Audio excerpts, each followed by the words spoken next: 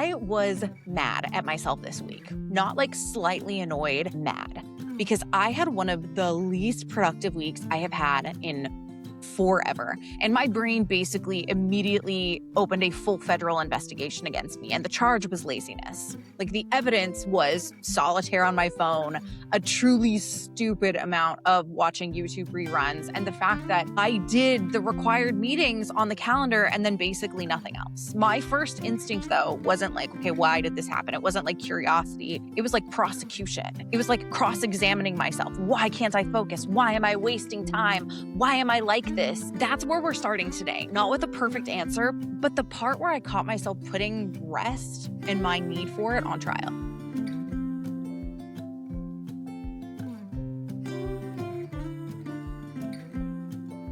Okay, quick context. So this week I had one of my lowest output weeks in a long time, and my brain didn't like it. It was like, you're lazy, you're undisciplined, you're behind. Like, you know that vibe because you've probably done it to yourself before as well, right? But when I slowed down, the real question was, did I build freedom and then turn it into another place to perform? And I hope it becomes clear of what I mean when I say that, because that's kind of where we're going to start today. Have you ever had a situation where maybe you do one thing you don't like, or you have a week where your output drops, like happened to me this week, and suddenly we make it mean something about who we are. We make it evidence that we're lazy and undisciplined and behind and unserious, or whatever flavor of self-attack your brain happens to prefer that week.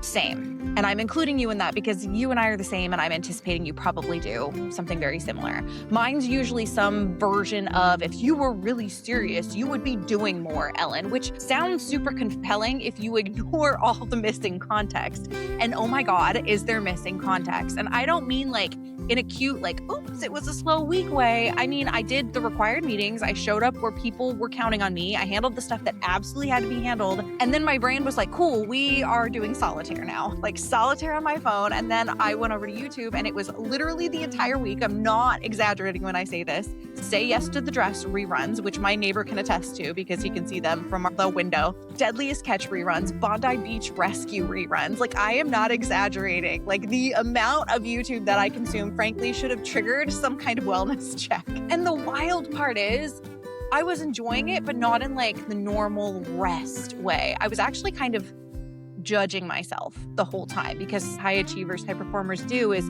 we don't just have a low output week. We use it to collect evidence against ourselves. We're like, okay, interesting. You watched 5 hours of people choosing wedding dresses. Explain yourself. Like, interesting, you had open space and didn't use it. Okay, I'm suspicious, right? Interesting, you say you want a successful business, and here you are watching men almost die on crab boats. Like, my brain was running like a full courtroom drama in the background. And the accusation was basically, if you're really serious, you would be doing more, which sounds so logical. But then the irony is, my mom asked me something recently. She said, Ellen, when was the last time you went on vacation? Was it last year when we went to Hawaii? And I had to sit there and realize, yeah, it was last June 2025, over a year ago. The last real vacation I took was Hawaii with my family. And even a couple weekends ago, when I was at the cabin with my family, I worked every day.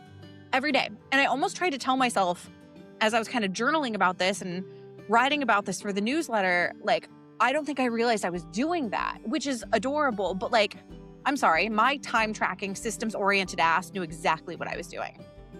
And this has kind of been the rhyme and rhythm of my year. I have been insecure. It's my first full year of full-time business without any other financial safety net underneath me. And it's been a lot. And instead of giving myself actual recovery, I try to make myself feel safer by working, by hustling, by grinding, which is so human and so high achiever of me, but also like not free. That doesn't come without a cost. So when my brain, my body finally this week, like basically pulled the emergency brake, it really didn't come out of nowhere. It wasn't random. It wasn't me suddenly becoming lazy. It was my body and my brain going, okay, we're done negotiating with you. And apparently done negotiating looked like bridal dress discourse and commercial fishing disasters. Like, I'm not shitting you guys. Say Yes to the Dress, Bondi Beach Rescue, and Deadliest Catch all week, which honestly tracks. But here's the part that I personally kind of can't unsee. The issue was not only that I hadn't taken a vacation, it was that a lot of the things I still do for rest and that I consider to be how I rest weren't actually restful. I'd kind of given them an unofficial job. And this was the awareness. Like, trust me when I say I know I haven't gone on a true vacation in over a year. But this I hadn't realized. Like, I go on walks, for example. Great. I love a good walk. But then what often happens is that walk will turn into stream of consciousness strategy sessions with AI. I journal, which is wonderful. Like, I'm a big fan of journaling, but lately every journal session has been like a forensic investigation into my psyche. Productive, right? And I read, which is wonderful, beautiful, except half of the time, quite literally half the time, because I read nonfiction in the morning and I read smut before I go to bed. But so like half the time I'm reading with this little gremlin in my head going, okay, what can we use this for? Is this content? Is this a framework? Is this proof? I have quiet mornings, which are lovely in theory, except sometimes a quiet morning is just me mentally reorganizing my entire life before 9 a.m. even rolls around. I don't want to make those things bad. They're not bad. Walks are good. Journaling is good. Reading is good. Thinking deeply about my life and just kind of the ways I can improve myself is not a bad thing. But I had to be honest with myself about the fact that useful and restful are not the same thing.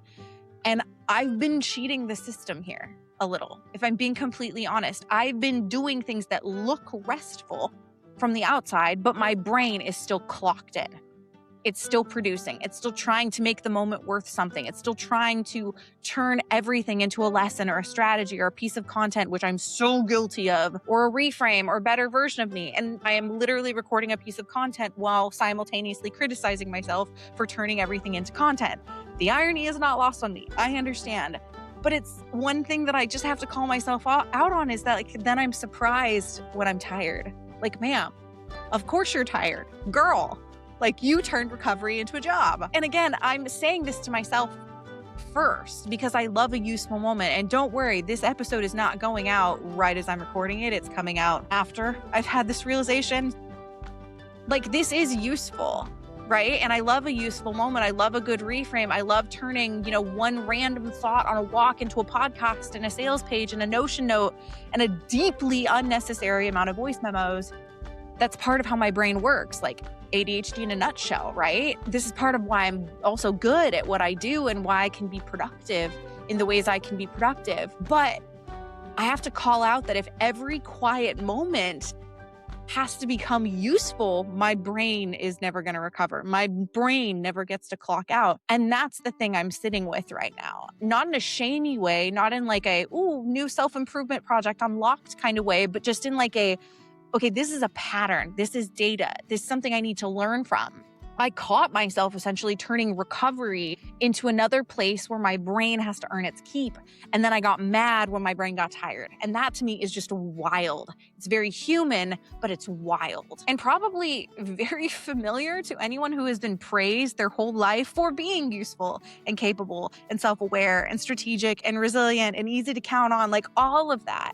But when usefulness becomes your default setting, rest starts to feel suspicious. What do you mean I can't just watch a show and not extract a metaphor? What do you mean I can take a walk and not solve a business problem while I'm doing it? What do you mean I can read a book and not turn it into like a teachable framework for my people? What do you mean I can have a day where the point is not becoming better or clearer or sharper or more strategic or more ready, or a day where I'm not working on a goal in some way, shape, or form? What do you mean the point can be just to be there? That's where this notion of crimes against ambition came up as I was journaling and as I was crafting the newsletter that's going to go out this week. Because there's this phrase, crimes against ambition, which best believe I'm going to be writing an essay about sooner rather than later, because I kind of love this idea.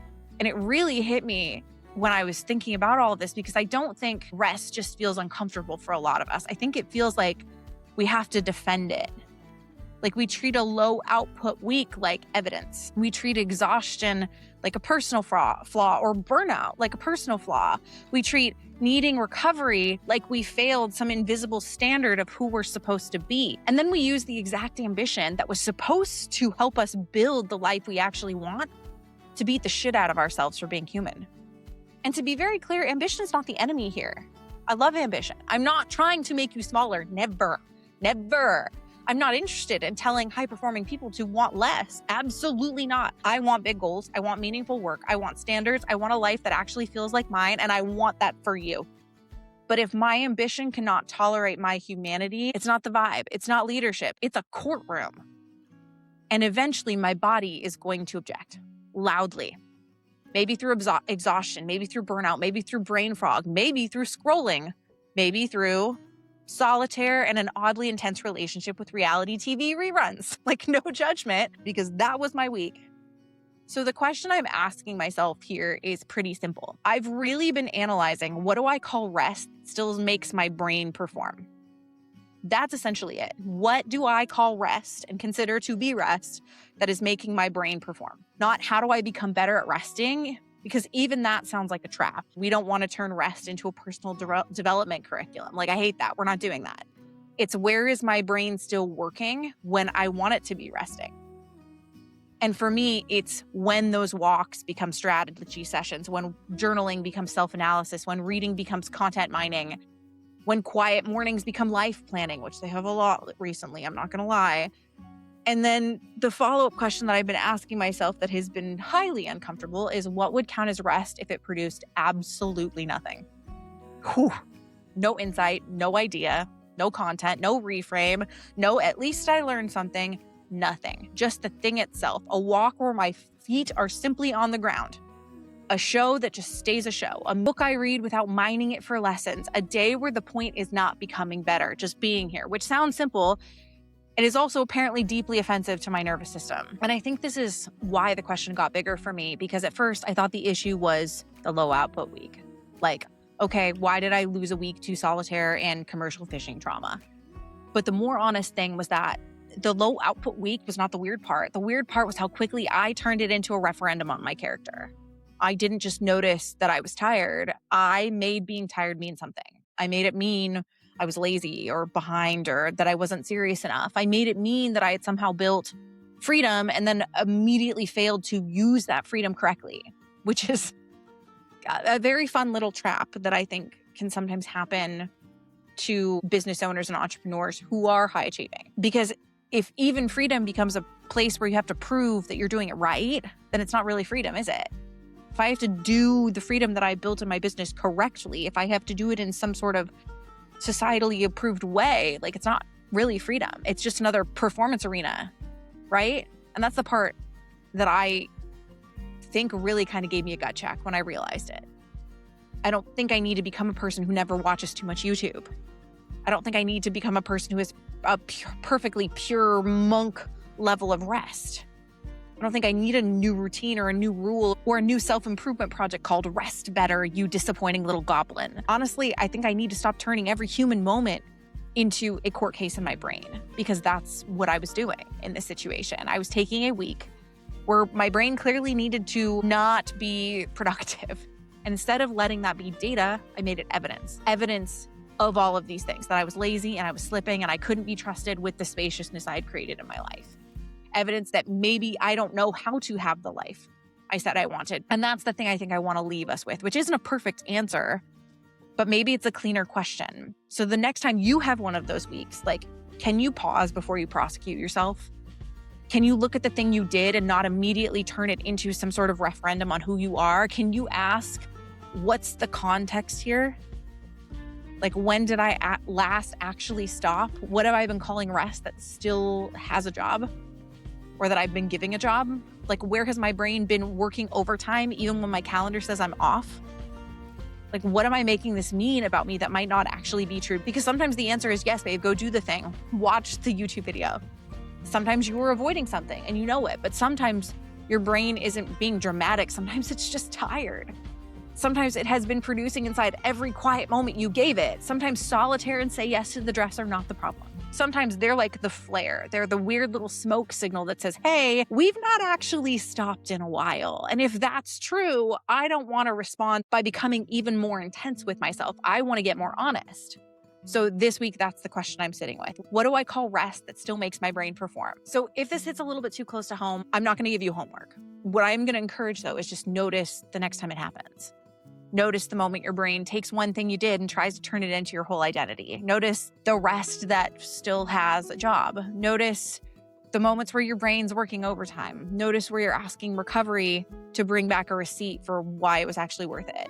And if you want to tell me your, reply to this week's Sunday CEO Diaries or drop it in the comments wherever you're listening. I actually love that about listening on Spotify is that you can comment on episodes. So drop a comment, reach out to me on socials. I'm at Coach Ellen on Instagram, and I'm recently becoming a bit more active on LinkedIn. I know, crazy, but let me know. But what do you call rest that still makes your brain perform, that is making your brain work overtime? I'm asking that same thing this week because we are not putting rest on trial anymore, or at least we're trying not to. I'm trying not to. So with that, thank you so much for being here. Thank you so much for listening. If you're listening on the podcast, do not forget to do all the podcasty things. Give us a 5-star review, subscribe. As I said, you can leave a comment on Spotify. If you are watching on YouTube, if you're liking what you're seeing here, do not forget to like, comment, and subscribe. And with that, stay relentless, all-star, and I will talk to you next time. Bye.